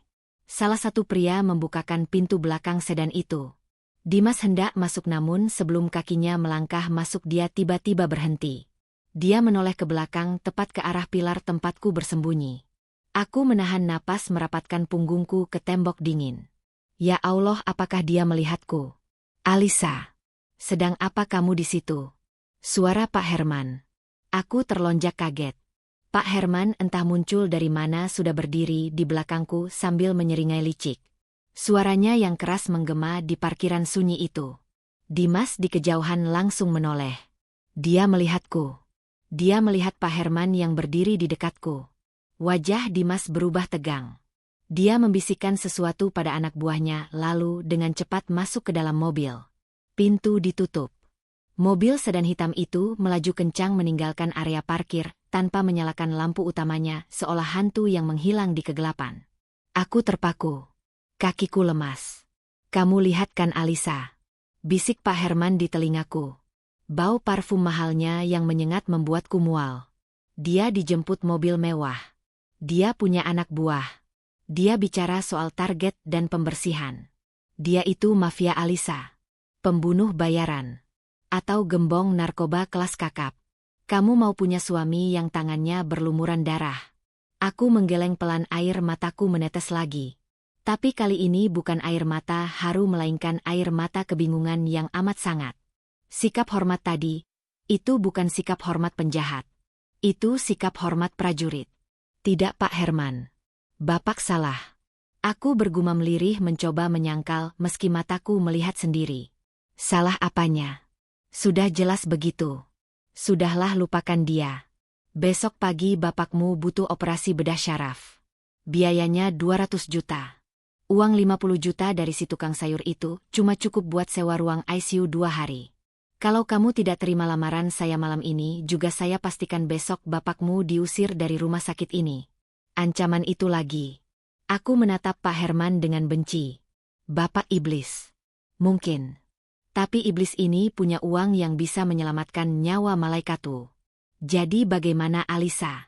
Pilih tukang sayur misterius yang kabur entah kemana itu, atau saya yang jelas-jelas ada di sini dengan uang 200 juta di tangan. Di saat aku terpojok, handphone di saku dasterku bergetar. Sebuah pesan masuk dari nomor tidak dikenal. Tunggu saya, Alisa. Jangan tanda tangan apapun dengan Pak Herman. Subuh nanti saya akan bawa sesuatu yang akan membungkam mulut semua orang yang menghina kita. Jaga Bapak. Saya mencintaimu. Pesan itu singkat, tanpa nama. Tapi aku tahu itu dari Dimas.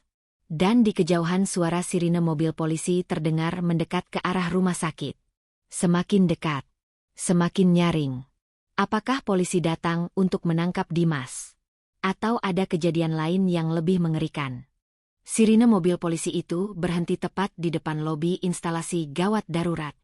Lampu rotatornya yang berwarna biru berputar-putar memantul di dinding kaca rumah sakit menciptakan suasana mencekam seperti di film thriller. Aku menahan napas. Apakah mereka datang untuk menangkap Dimas? Apakah benar Dimas terlibat sindikat narkoba seperti tuduhan ibu? 2 orang polisi berseragam lengkap turun dari mobil patroli. Mereka berjalan tergesa-gesa menuju meja resepsionis lalu berbicara dengan perawat, jaga sambil menunjuk-nunjuk ke arah lorong tempat aku berdiri. Jantungku rasanya mau copot saat salah satu polisi itu menoleh ke arahku. "Itu dia, Pak. Tadi dia bersama laki-laki yang terluka itu," teriak salah satu perawat. Polisi itu berjalan mendekatiku. Langkah tegap sepatu laras panjang mereka beradu dengan lantai keramik menimbulkan bunyi tak-tak-tak yang mengintimidasi. Ibu dan Pak Herman yang baru saja kembali dari parkiran langsung pasang badan. Bukan untuk melindungiku tapi untuk mencari muka. "Selamat malam Pak Polisi. Tangkap saja anak ini Pak. Dia saksinya.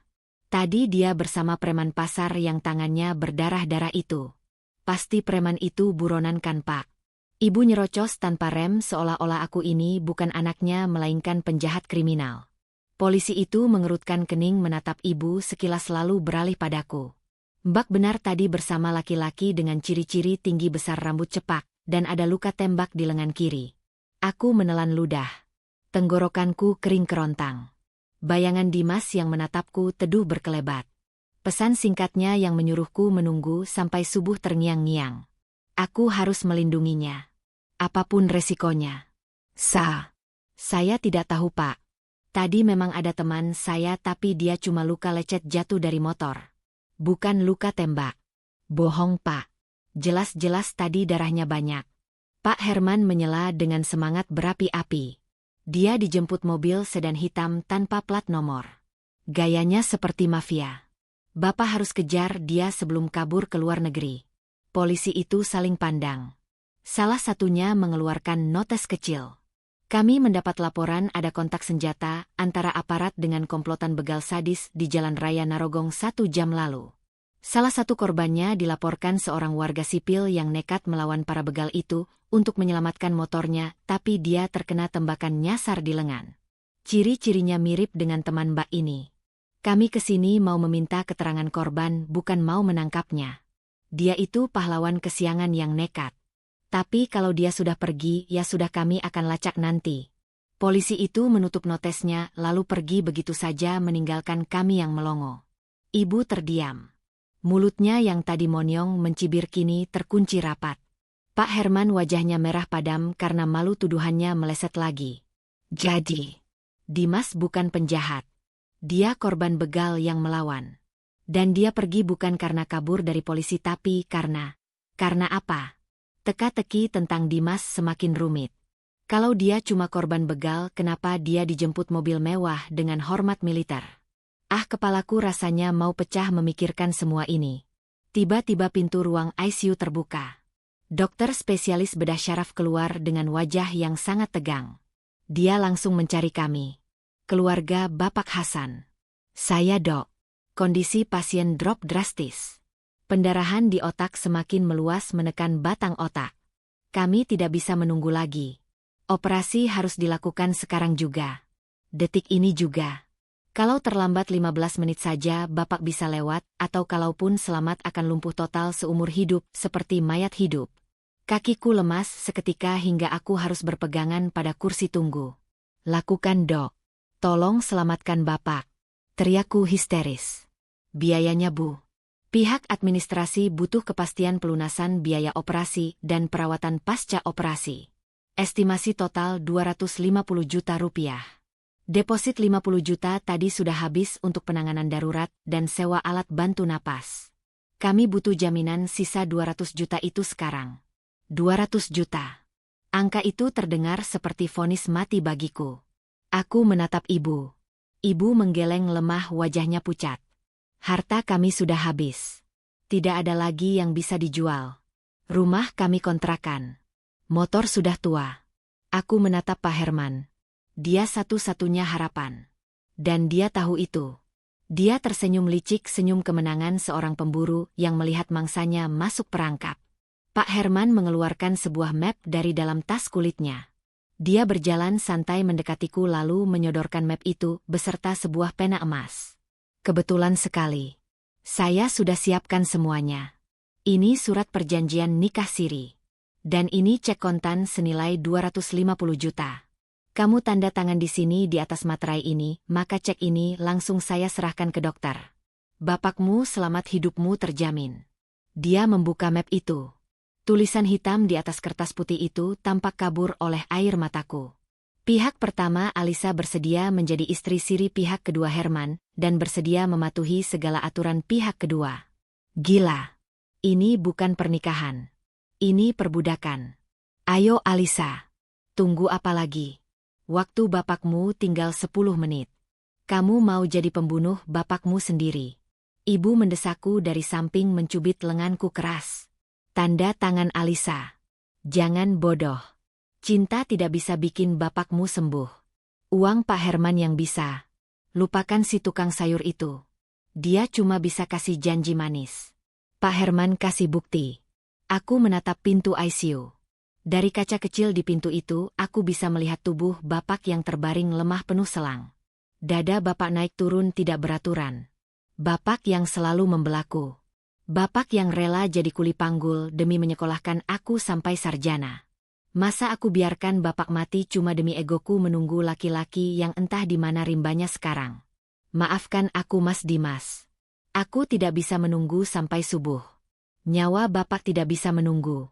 Dengan tangan gemetar hebat, aku mengambil pena emas itu. Rasanya berat sekali seolah pena itu berbobot ribuan kilo.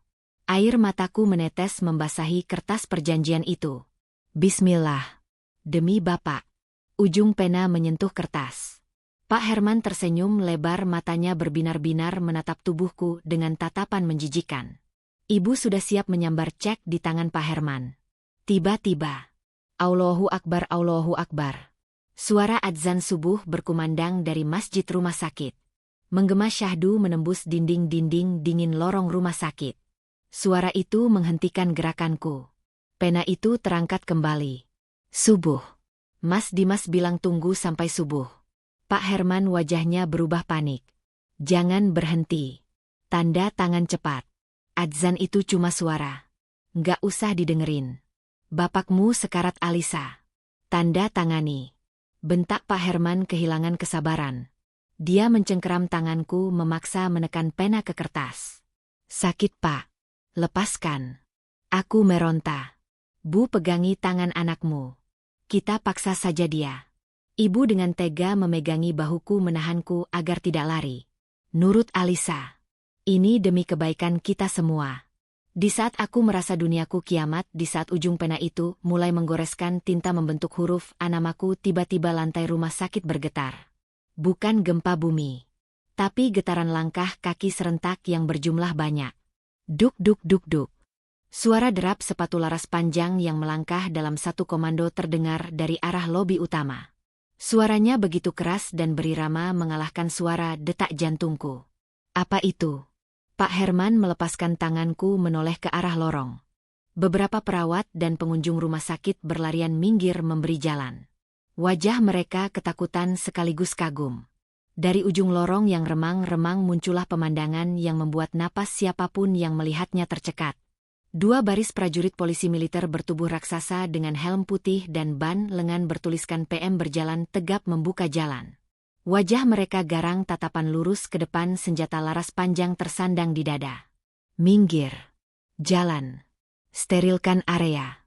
Teriak komandan regu PM itu menggelegar. Pak Herman mundur teratur, wajahnya pucat pasi. Ibu melongo sampai mulutnya terbuka lebar. Di belakang barisan polisi militer itu berjalanlah sosok yang sangat kami kenal. Tapi di saat yang sama sosok itu terasa sangat asing. Itu Dimas. Tapi bukan Dimas dengan kaos oblong lusuh dan topi caping. Itu adalah Dimas dengan seragam dinas harian TNI Angkatan Darat lengkap. Baju hijaunya licin dan rapi pas di badan kekarnya yang tegap. Di pundaknya berkilauan 2 bintang emas. Mayor Jenderal. Di dada kirinya berderet pita jasa warna-warni, tanda kehormatan. Di pinggangnya terselip tongkat komando. Dia berjalan dengan wibawa yang luar biasa, langkahnya tenang namun mematikan. Aura kepemimpinannya begitu kuat hingga rasanya lorong rumah sakit itu menjadi sempit. Lengan kirinya yang terluka kini sudah diperban rapi, tapi dia tidak terlihat kesakitan sedikitpun. Justru tatapan matanya tajam menusuk langsung ke arah Pak Herman yang gemetar di sampingku. Di belakang Dimas mengekor beberapa perwira menengah berpangkat kolonel dan letnan kolonel yang membawa tas dokumen dan alat komunikasi canggih. Salah satunya adalah pria berjaket kulit yang tadi di parkiran kini sudah berseragam lengkap. Dimas berhenti tepat 3 langkah di depan kami.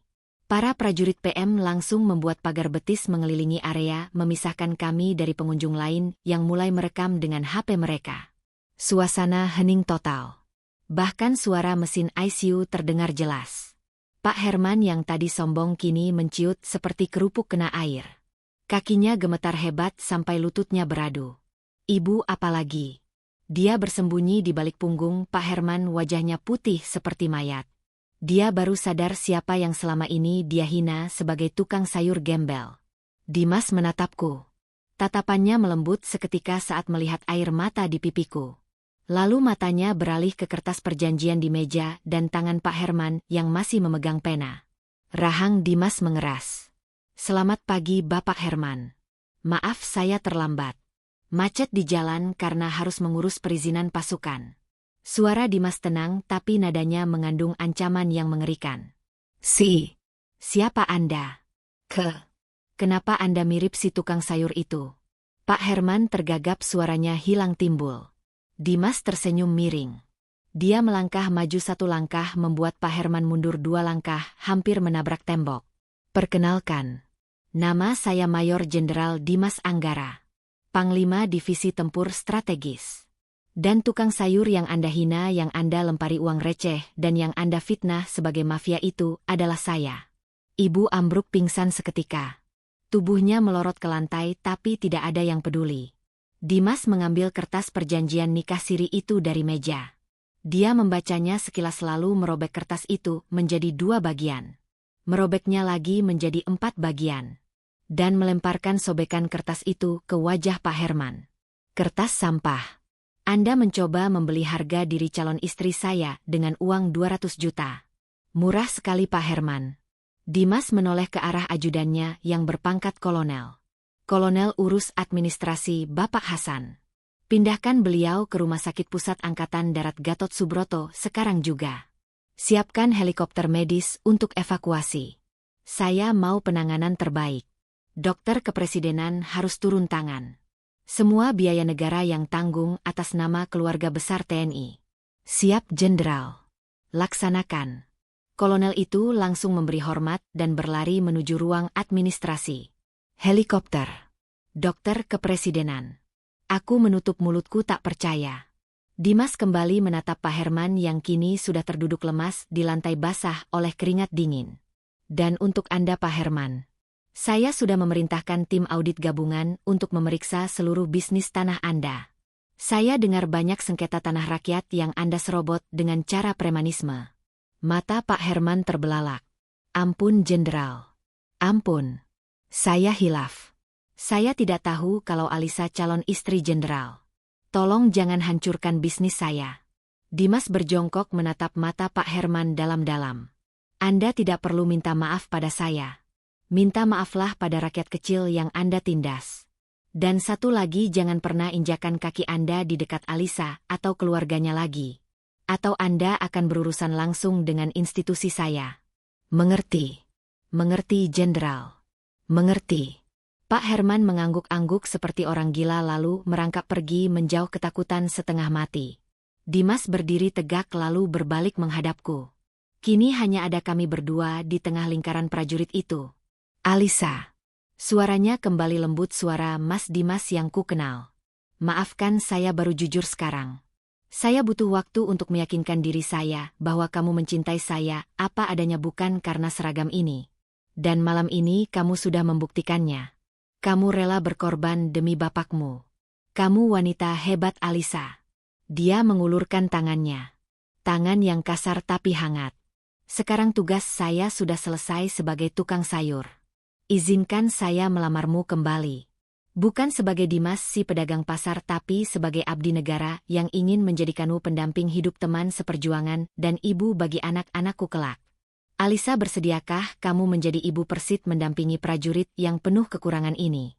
Aku tidak bisa menjawab dengan kata-kata. Tenggorokanku tercekat oleh tangis bahagia. Aku hanya bisa mengangguk pelan sambil menunduk malu. Dimas tersenyum lebar. Senyum paling bahagia yang pernah kulihat. Terima kasih sayang. Tiba-tiba suara gemuruh baling-baling helikopter terdengar mendekat. Angin kencang mulai terasa dari arah lapangan parkir rumah sakit. Tim medis militer dengan seragam loreng berlarian masuk membawa berangkar khusus untuk mengevakuasi Bapak. Semuanya terjadi begitu cepat seperti mimpi. Dari titik terendah keputusasaan aku diangkat terbang tinggi ke langit kebahagiaan.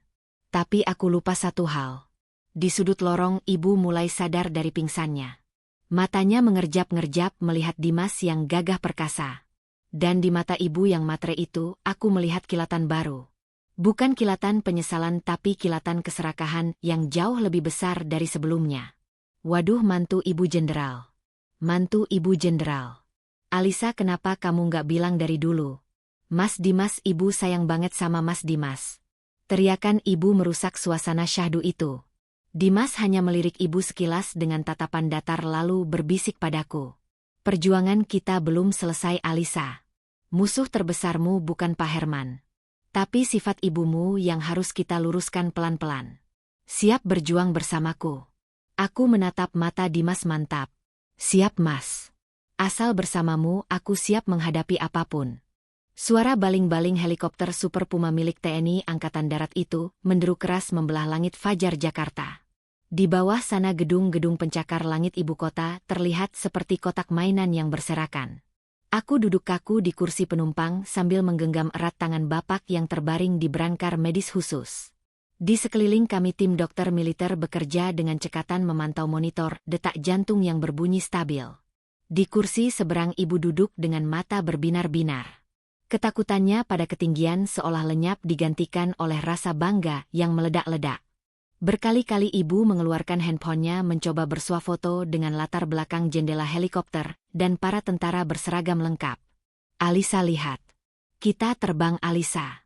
Seumur hidup ibu cuma bisa mimpi naik pesawat, sekarang malah naik helikopter jenderal. Nanti sampai rumah sakit ibu mau update status biar si Bu RT dan geng arisan itu panas dingin lihatnya. Aku hanya bisa menggeleng pelan. Hatiku perih. Ibu tidak berubah. Bahkan di saat Bapak sedang berjuang antara hidup dan mati, yang ada di pikiran ibu hanyalah pamer dan gengsi. Aku menoleh ke arah kokpit. Di sana duduk di kursi co-pilot Dimas tampak sedang berbicara serius melalui headset dengan pilot. Dia sudah melepas baretnya, tapi aura kepemimpinannya tetap memancar kuat. Sesekali dia menoleh ke belakang menatapku. Dan Bapak memastikan kami baik-baik saja. Senyum tipisnya yang menenangkan menjadi satu-satunya obat bagi kegelisahanku. Pendaratan di helipad Rumah Sakit Pusat Angkatan Darat Gatot Subroto berjalan mulus. Begitu pintu terbuka, puluhan perawat dan dokter spesialis sudah menyambut kami dengan berangkar dorong. Bapak langsung dilarikan ke ruang perawatan intensif VVIP Pavilion Kartika. Kamar yang lebih mirip hotel bintang 5 daripada rumah sakit. Hari-hari berlalu di rumah sakit megah itu. Penanganan dokter kepresidenan memang luar biasa. Operasi Bapak berjalan lancar. Gumpalan darah di otaknya berhasil diangkat tanpa sisa. Dan keajaiban itu datang di hari ketiga. Bapak siuman. Saat Bapak membuka mata, orang pertama yang dicarinya bukan aku, bukan ibu, tapi sosok yang menyelamatkannya. Mana? Nak Dimas. Suara Bapak lemah nyaris tak terdengar. Aku mendekatkan telingaku ke bibir Bapak yang kering. Mas Dimas ada di luar, Pak. Dia sedang rapat dengan stafnya. Bapak istirahat ya. Bapak menggeleng lemah. Air mata menetes dari sudut matanya yang keriput. Bapak mimpi. Nak Dimas jadi tentara gagah. Dia hormat sama Bapak. Bapak pasti halusinasi ya, Nduk. Mana mungkin tukang sayur jadi tentara. Kasihan dia, pasti capek nungguin Bapak. Suruh dia masuk, Nduk, Bapak mau bilang terima kasih. Hatiku teriris. Bapak yang polos, Bapak yang tulus. Pintu kamar rawat inap terbuka pelan. Dimas masuk. Kali ini dia tidak memakai seragam dinas upacara melainkan seragam loreng lapangan dengan lengan digulung memperlihatkan otot tangannya yang kokoh. Di belakangnya ajudan setia membawakan tas kerjanya. Dimas berjalan mendekati ranjang Bapak. Dia memberi isyarat pada ajudannya untuk menunggu di luar. Assalamualaikum Pak Hasan. Alhamdulillah Bapak sudah sadar. Bapak menyipitkan mata berusaha memfokuskan pandangan. Saat melihat seragam loreng dan 2 bintang emas di kerah baju Dimas, mata Bapak terbelalak lebar. Mulutnya menganga tak percaya. Tangan Bapak yang gemetar berusaha meraih tangan Dimas. Nak Dimas, ini seragam apa? Bapak tidak salah lihat kan? Dimas tersenyum hangat. Dia meraih tangan Bapak lalu menciumnya takzim sama seperti saat dia masih menjadi tukang sayur. Bedanya kali ini ada air mata haru yang jatuh membasahi punggung tangan Bapak. Bapak tidak salah lihat Pak. Maafkan saya yang selama ini tidak jujur. Saya Dimas Pak. Prajurit yang ingin menjadi anak Bapak. Masya Allah. Masya Allah. Bapak menangis tergugu. Dadanya berguncang menahan haru yang meledak. Jadi selama ini, jenderal yang dorong gerobak sayur. Jenderal yang Bapak suruh pijitin kaki Bapak. Ya Allah enduk. Bapak dosa apa enduk sampai dikasih kemuliaan seperti ini? Bukan Bapak yang berdosa Pak. Saya yang numpang cari pahala sama Bapak. Doa Bapak yang tulus yang membuat saya merasa tenang di dekat Bapak. Suasana haru biru itu tiba-tiba rusak oleh suara ibu yang baru keluar dari kamar mandi. Ibu sudah berdandan menor lengkap dengan alis yang digambar tinggi. Mas Jenderal sudah datang. Aduh Pak jangan nangis terus dong, malu sama Mas Jenderal. Oh ya Mas Dimas, ibu mau nanya. Itu di depan kan banyak tentara yang jaga. Boleh nggak ibu suruh mereka anterin ibu belanja ke Tanah Abang? Soalnya ibu takut nyasar kalau naik taksi. Terus nanti pulangnya mampir ke toko emas ya Mas. Ibu mau cari kalung yang cocok buat acara syukuran Bapak sembuh. Kan gak lucu kalau mertua jenderal lehernya kosong. Hening. Ruangan yang dingin itu mendadak terasa beku. Aku menunduk malu setengah mati. Bapak memejamkan mata menahan malu. Dimas perlahan melepaskan tangan Bapak. Dia berdiri tegak memutar badannya menghadap ibu. Wajahnya datar, tatapan matanya tajam menusuk tapi tidak ada amarah yang meledak di sana. Hanya ada ketegasan yang membuat nyali siapapun ciut. Bu Ratna. Suara Dimas rendah tapi menggema. Fasilitas negara, kendaraan dinas dan prajurit yang ada di depan itu dibiayai oleh uang rakyat. Mereka bertugas menjaga kedaulatan negara, bukan untuk mengantar ibu belanja, apalagi pamer. Ibu terdiam, senyumnya luntur seketika. Saya menikahi Alisa karena saya mencintai kesederhanaan dan ketulusannya. Saya hormat pada Pak Hasan karena beliau mengajarkan arti syukur dalam kekurangan. Tapi mohon maaf Bu, saya tidak bisa mentolerir sifat yang mengukur kehormatan manusia dari emas yang menempel di leher. Dimas melangkah maju 1 langkah mendekati ibu. Kalau ibu berharap dengan menikahnya saya dan Alisa hidup ibu akan bergelimang kemewahan dan bisa pamer sana-sini, ibu salah besar. Istri prajurit itu hidupnya mengabdi bukan menikmati. Kalau ibu tidak bisa mengubah sifat ibu, saya khawatir ibu tidak akan betah menjadi bagian dari keluarga besar kami. Karena di keluarga kami kekayaan terbesar adalah rasa malu untuk meminta-minta. Kata-kata Dimas telak menghantam ulu hati ibu. Wajah ibu merah padam campuran antara malu takut dan marah yang tertahan. Baru kali ini ada orang yang berani menceramahi ibu tanpa nada tinggi tapi rasanya lebih sakit daripada ditampar. Ibu cuma bercanda kok Mas. Masa gitu aja marah? Ibu mencoba membela diri dengan suara bergetar. Saya tidak marah Bu. Saya mendidik. Karena mulai hari ini ibu adalah tanggung jawab saya. Dan saya tidak ingin mertua saya direndahkan orang lain karena perilakunya sendiri. Ibu terdiam 1000 bahasa. Dia mundur perlahan lalu duduk di sofa pojok menutupi wajahnya dengan tangan. Terdengar isak tangis pelan dari sana. Bukan tangis drama tapi tangis seseorang yang baru saja ditampar oleh kenyataan pahit. Aku menatap Dimas dengan rasa kagum yang membuncah. Dia bukan hanya menyelamatkan Bapak dari sakit fisik, tapi dia juga sedang berusaha menyelamatkan ibu dari penyakit hati yang sudah menahun. 3 bulan kemudian, gedung Balai Sudirman Jakarta dihiasi janur kuning melengkung. Bunga-bunga melati semerbak mewangi di setiap sudut ruangan. Hari ini adalah hari yang dinantikan itu. Hari di mana anak guru honorer dari Cilengsi akan bersanding dengan seorang panglima divisi tempur strategis. Aku duduk di ruang rias menatap pantulan diriku di cermin. Kebaya putih bersih membalut tubuhku pas di badan. Riasan adat Jawa membuat wajahku terlihat manglingi. Di kepalaku terpasang mahkota siger yang berkilauan. Tapi bukan kemewahan itu yang membuatku gemetar. Melainkan tanggung jawab berat yang akan kupikul setelah akad nikah nanti. Menjadi istri jenderal bukan berarti hidup enak ongkang-ongkang kaki seperti bayangan ibu dulu. Tapi berarti siap ditinggal tugas, siap mendampingi, dan siap menjadi panutan. Pintu ruang rias terbuka. Ibu masuk. Penampilan ibu hari ini berbeda. Kebayanya sederhana, tidak ada perhiasan mencolok yang menumpuk di leher atau tangannya. Wajahnya terlihat lebih tenang, lebih bersih. Sejak ditegur Dimas di rumah sakit, ibu perlahan berubah. Dia mulai rajin ikut pengajian, meninggalkan geng arisan sosialitanya, dan lebih banyak merawat bapak di rumah. Cantik sekali anak ibu. Ibu mengusap pundakku pelan. Matanya berkaca-kaca. Alisa, maafin ibu ya nak. Selama ini ibu jahat. Ibu matre. Ibu hampir jual kamu ke Pak Herman demi uang. Ibu khilaf. Bu, sudah bu. Yang lalu biarlah berlalu.